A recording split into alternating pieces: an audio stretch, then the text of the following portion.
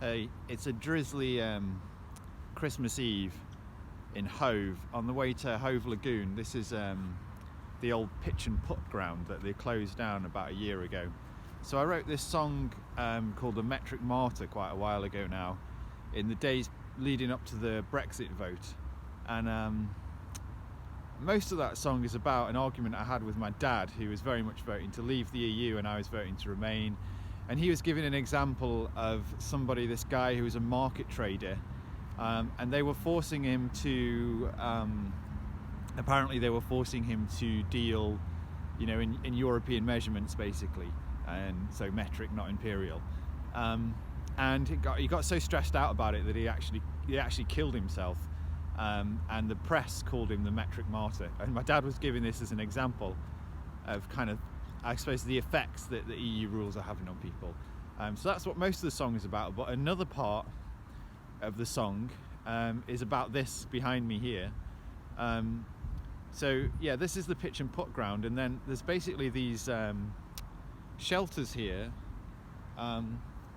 These kind of things go under the ground here, under the kind of promenade of Hove, and up until a few years ago, they didn't have these iron bars on. They were completely exposed. And what happened was there was a tent here. A homeless person was sleeping here for quite a while. I noticed him. I was coming this way quite regular at the time, and I guess they were maybe here for like 3 or 4 weeks. Only ever really saw the tent. You can see now there's a tent over there and a homeless person over there, presumably. Anyway, this person unfortunately got murdered here. I don't know much of the detail, but that's what happened. So then what the council did in their wisdom is, there's about 7 or 8 of these things all along here, and on the other side of this boundary here there's another set. So what they've just done is put all these iron bars up basically.